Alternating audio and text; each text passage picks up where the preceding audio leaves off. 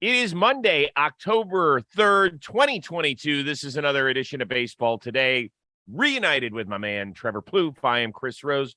Producer Dan is here as well. I want to thank Pete Moylan for filling in on Friday.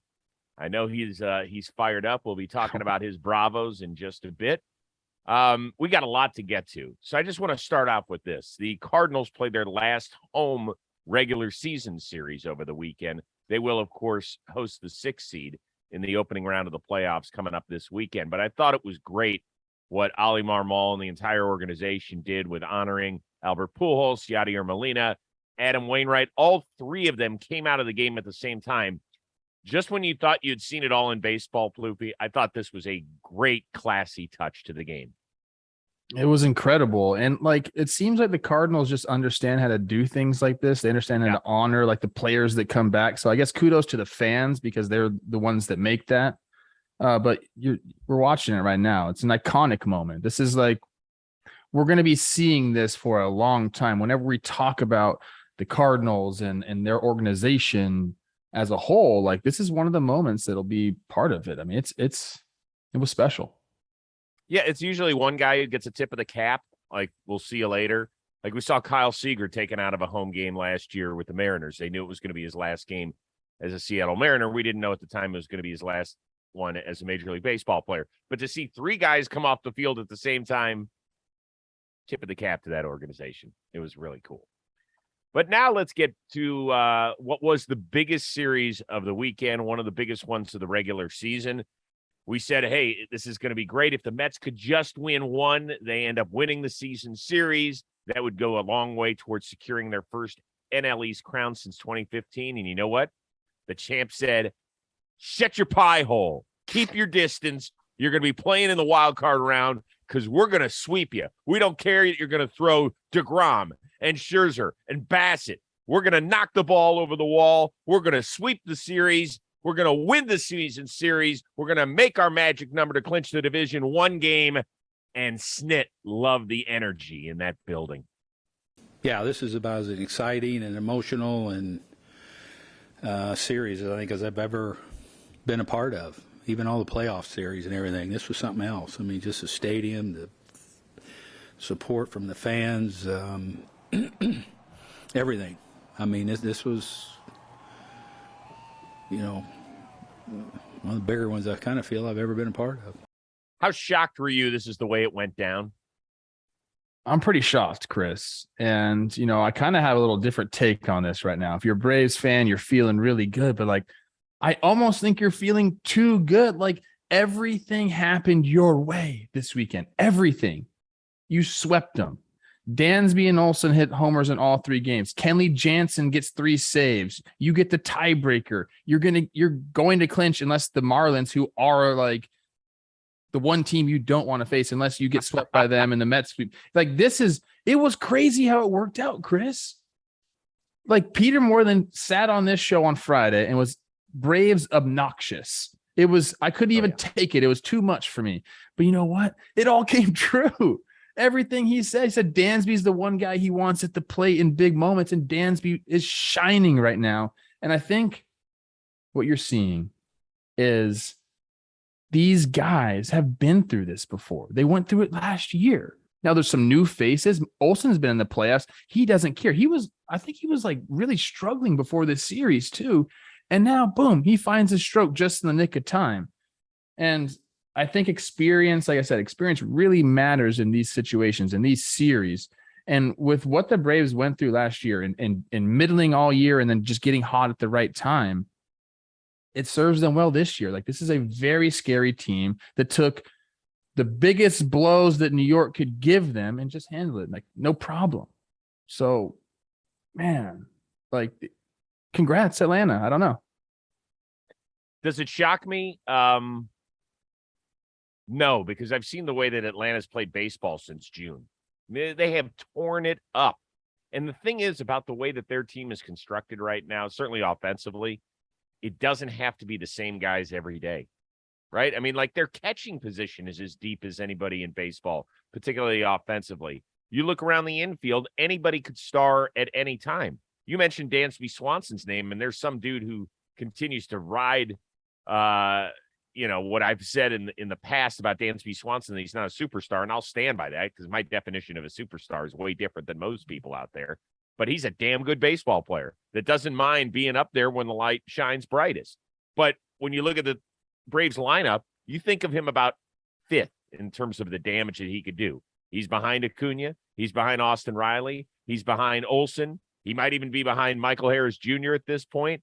And then you get to Dansby Swanson. You're like, yeah, dude does it. And for him to do it against all three of those starting pitchers was something special. I thought it was great for Atlanta. When you look at it very quickly from the Mets side of things, I think they know how fragile their season is. The fact that they've now basically added an extra round of the playoffs, I get it. It'll be DeGrom and Scherzer in games 1 and 2 if they have to go that route against San Diego or Philly. But you're talking about an aging rotation. DeGrom hasn't pitched great over the last couple of weeks. And Scherzer admitted he's still nursing whatever the hell that oblique injury is.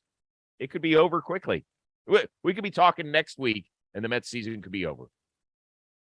Yeah. They put themselves in the position where they're going to have to win an extra series. You're exactly right. Jim Thome used to say, sometimes you're the windshield and sometimes you're the bug. And I don't think that if you're a Mets fan, it's like, you just got beat. You got beat. That's it. So move on. Like, you're a very, very good baseball team. I know your starters are aging, but it's still Jacob deGrom and Max Scherzer. Like, you feel very confident with these guys going up in a 3-game set. So you made it harder on yourself, but that doesn't mean anything. In fact, we've seen many wildcard teams come through and win the whole damn thing. So I just think Atlanta came and beat them. And sometimes that happens. It sucks that it happened right now. It sucks that you lost a tiebreaker. It sucks that you got swept, but you got to move on. They do have to move on, but I will take you back to one Brandon Nimmo quote after Saturday's loss, where DeGrom and Scherzer took the L's.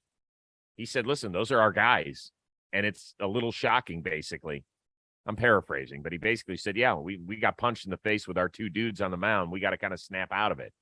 So, once again, they know. Hey, sometimes you need that, Chris. Sometimes you need to get punched in the face. I like it, man. Do you like getting punched in the face? Because I don't. Metaphorically, yes.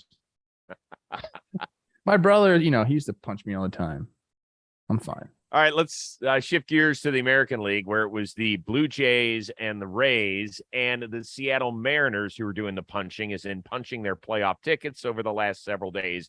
And for Seattle, the reason I'm donning their cap was because they did it in the most dramatic fashion ever.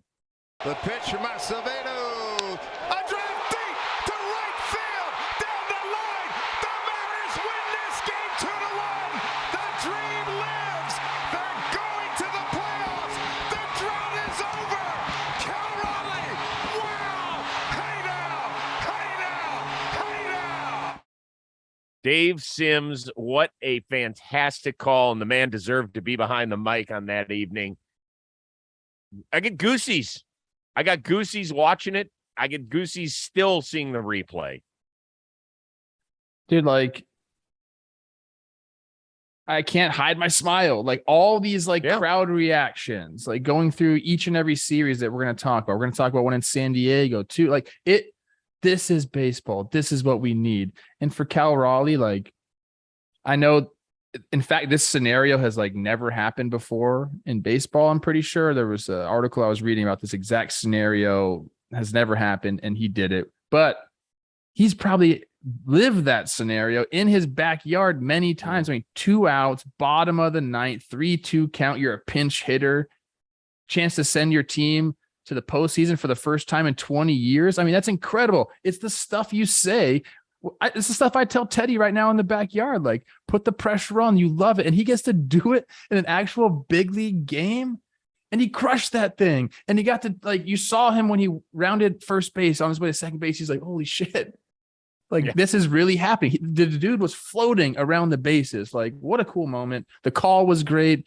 And this was inevitable. We knew the Mariners were going to clinch. I actually texted JP Crawford. I said, dude, I can't wait to see you guys celebrate. And they did it right, man. So This is the best part of baseball right now. I love all the clinching. I love seeing guys step up in big moments. Cal Raleigh's just been doing it all year. Now he gets to put the exclamation point on an incredible year for him and the Mariners. So a guy who I think probably understands it better than anyone and could speak on it much better than I could is Matthew Boyd. We know him best as a Detroit Tiger, but he ended up signing with Seattle. He grew up 20 miles outside of the city.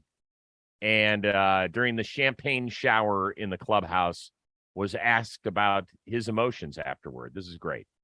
You, more than anyone probably in this room, know and understand what it means to the fans. It does. Oh, man. It's cool, man. It's cool. I mean, it's being a little kid coming to this park. You know, this city gets behind their teams. I love baseball because of Ken Griffey Jr. and Edgar and Jay Buhner and Ichiro, and those teams spurred it, doing this kind of thing, watching this on TV. You know, that's what spurred my love for the game. I hope we can do the same thing for this next generation of this area. Oh, what are you doing to me, bro? That's amazing. It was great. It was great. And that's what it's about. I don't think anything else needs to be said other than enjoy the moment, Seattle. You're no longer the longest playoff drought, not only in baseball, but in North American team sports. We'll see you in the playoffs this weekend. Maybe you'll get some home games. It's such an incredible perspective to have because, you know, you hear that from time to time, like, hey, I forget who said it. Was it Lou Gehrig? Was it Mickey Mantle who said, like, I never know who's watching in the stands, so I'm playing my hardest? Who said that? Well, there's a lot Ted of people. Williams. The time I heard it, I'll tell you this. The time I heard it was out of the mouth of Kirby Puckett, another Hall of Famer. But I'm sure it was said many times before that. That perspective rings true. And then like this whole situation, he's talking about all these guys that he idolized. And like in his mind, he's thinking like, I'm one of those guys now. Like, how cool is that? And he's right. He is inspiring the next generation. That's what it's all about, man. And I love that we're highlighting it. And I'm glad you got that clip, man. I didn't see that before. That's cool. Yep. It was really, really neat. I know this is baseball today, but football is back. We are in the thick of things. And as the teams are pouring through their scouting reports, getting ready for the next week's games, I got to tell you about DraftKings Sportsbook. We got a great offer for any new customers. If you sign up now and you use promo code JOHNBOY, if you bet $5 on any football team, doesn't matter who it is, you don't even have to like them. If they win that bet, you get an additional $200 in free bets. $5, you hit it, an additional $200 in your account. That's what I'm talking about, people. And all you have to do is download the DraftKings Sportsbook app now. Use promo code JOHNBOY, that's JOMBOY, and receive $200 in free bets if your bet hits after placing a $5 pregame football wager. That's promo code JOHNBOY only at DraftKings Sportsbook. Okay, your Brewers lost, so the Padres are now off to the playoffs for the second time in the last 3 years. It's been a very strange season for San Diego. What sort of chance do you give them on moving forward and having a decent playoff run? Their offense has to get going. All those guys they brought over have to get going. You know, Hader's actually been really good in September, so you can't point to that. Like he's going to be good. And their rotation there's 3 dudes in that rotation that can throw a no-hitter at any time. Maybe 4. You know, they're a very deep rotation. It's maybe not as flashy as some other starting pitching rotations in the playoffs, but I think it's a really good one. So they need to follow Manny Machado's lead and just bang, dude. Like Soto hasn't been great by his standards since coming over. No. Bell has been really bad. Drury's kind of regressed to his career numbers. They need those guys to go. They need everybody in that lineup to just pick it up and get hot together. And if they do that, then they can go far. If they continue to kind of middle offensively, then I don't see them pushing very far in these playoffs. And that's just, you could say that for a lot of teams, but I think it really matters here. Like the offense has to get going. Well, I want to start off with this.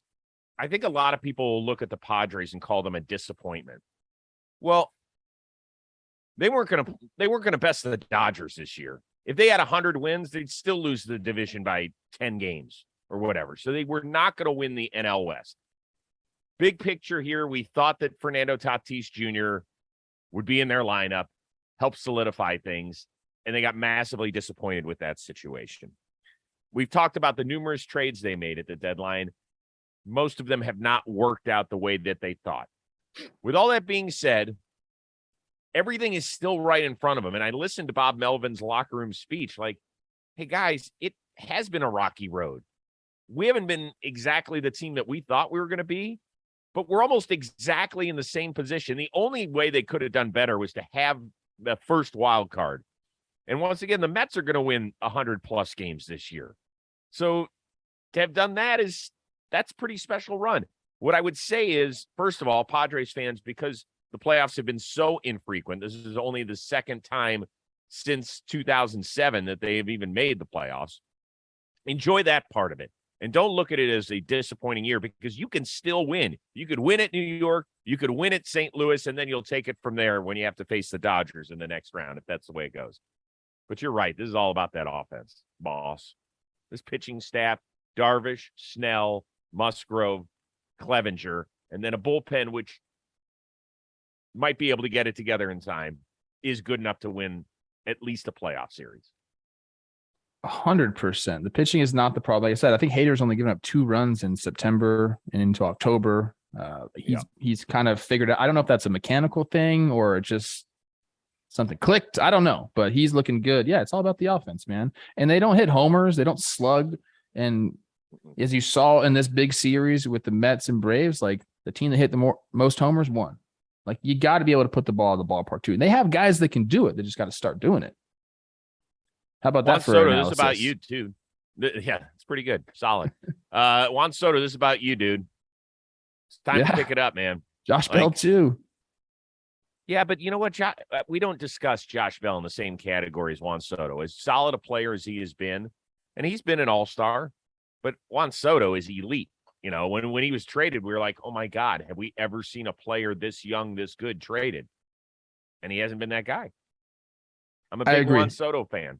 You know, Josh Bell's a career 460 slug, dude. He's slugging 280. Like that's what you bring him over for. I know. Yeah. This is a big time for him because he's going to be a free agent at the end of the season. One guy who will not be a free agent, at least until after the 2023 season, is Shohei Ohtani.